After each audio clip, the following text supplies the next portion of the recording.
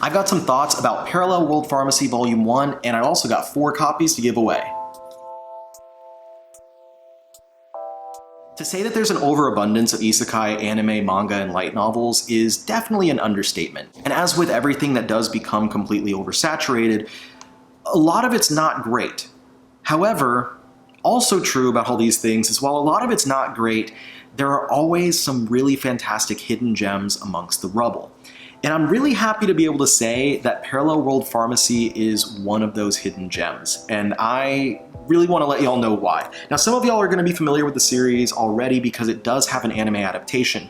And if you've watched the anime adaptation, you probably know exactly what makes this one stand out amongst the sea of lazily written isekai series. Now, that's the main thing, is that a lot of them are just not great because they're very lazily written. Because I'm not saying the writers are bad at their jobs, but they take the easy way out.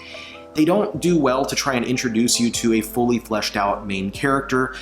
They introduce you to some guy who you literally learn nothing about in his first life except that he's a loser, and then he dies by some random means, like usually getting hit by a truck. And then when he's resurrected and brought into this new world, the only thing that matters is the hook that they use in the title, whatever the person is reincarnated as or whatever they are reborn with as far as like abilities go. It's a really easy backdoor into just kind of creating this world without having to put a lot of thought into developing the actual character or developing the world itself, since that character is not familiar with anything in this new world. You get to kind of build the world around them.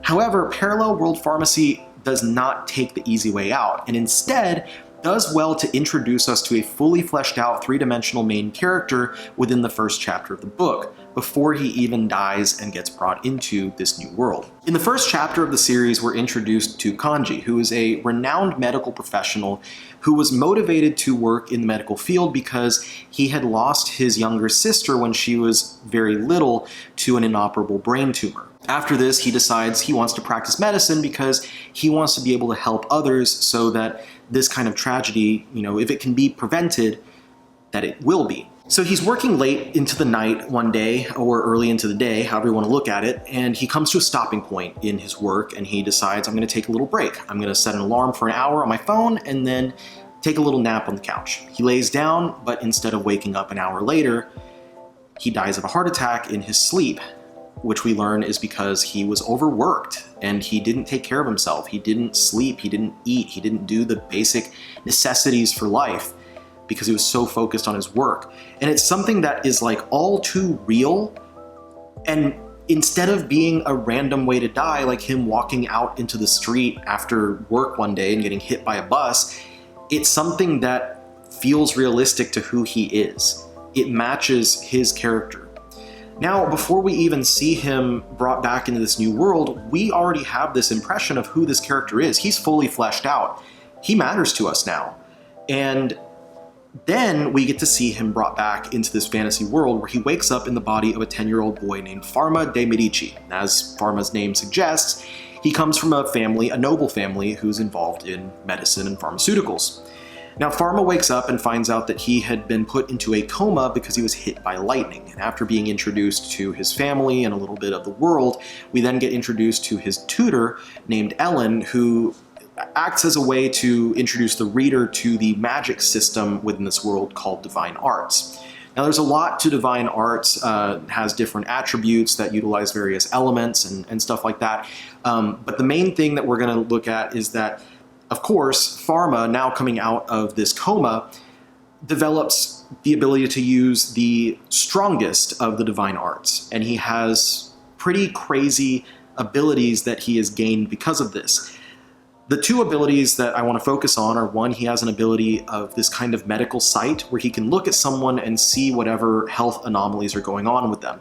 The other one is that he's able to use his magical abilities from this world in conjunction with his knowledge of medicine and chemistry from his first life to synthesize medicine to cure people's anomalies. And the first time that we get to see this kind of in action is a chapter in this first volume where his father is hired to go take a look at the Empress who's been sick.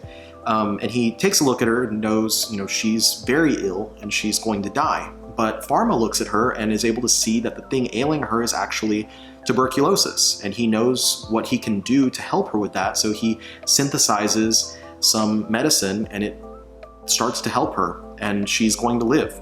And that kind of sets into motion this series going forward, and I have a lot to praise about it just right off the bat from the first volume. I already mentioned how much better it is from the beginning because you actually get a three-dimensional, fully fleshed out main character. But then when you see him resurrected into this new world, everything that he has had from his previous life matters in his new life. Who he was then, his motivations, his knowledge and everything carry over, and they matter in who he becomes. And they matter in what he's doing. And not only that, but the series also, instead of going in the typical direction that isekai will go into, a fantasy set action adventure, this one goes into being a medical mystery drama series in a fantasy setting, which I did not expect. I thought that it was going to be another action adventure, and I was already enjoying it from the beginning in being introduced so deeply to the main character, but finding out then that it was not just another action adventure made me so much more excited to see what's going to happen from this series from here. So with all that said, this is a really fantastic intro volume, and I highly recommend it. I'm so happy that I was able to check this one out, and if any of that sounded interesting to you, I highly recommend picking it up. Now, of course, everyone wants to know, how do you win a copy, one of these 4 extra copies that One Piece Books sent me of Parallel World Pharmacy Volume 1. We're going to make it really easy. I'm not going to make you jump through hoops or anything, but there are 2 rules in entering. Number 1, you got to be in the US. Number 2, you got to be 18 or older, but if you're younger than 18, just have permission from your parents or guardian, because I am going to need to get your name and address and stuff like that. All I need you to do is be subscribed to my channel and leave a comment on this video. That's all you got to do. Any type of comment, just make sure that the top of the comment you put #giveaway so that I know that you're commenting because you want to do the giveaway. I've had circumstances in the past where I just wanted them to comment, and then I'd be like, hey, you won, and they're like, oh, I was just trying to comment. I already have that, or like, I'm not in the US or something. So put #giveaway so I know that you're interested in winning. A week after I post this video, I will go in and I'll choose 4 random people, and I will comment on your comment. I'll reply to your comment and tag you, so pay attention to your notes, telling you that you've won, and I will be asking you to send me an email with your information so that I can get the book out to you. So very simple. Be in the US, be 18 or older, or have permission from parent or guardian. Comment with the #giveaway, and in a week I will let you know if you won. Now that's my giveaway, but One Piece Books is also hosting their own contest with this series where you can win a pretty cool prize. So I'm going to be reading all of this straight off the phone so I don't miss anything. But One Piece Books is holding a Parallel World Pharmacy review contest.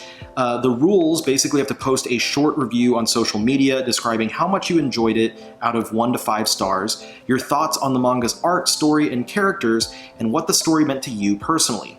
Tag One Piece Books on Twitter at @1 Piece Books, or Facebook with #Parallel World Pharmacy for a chance to win a special signed illustration.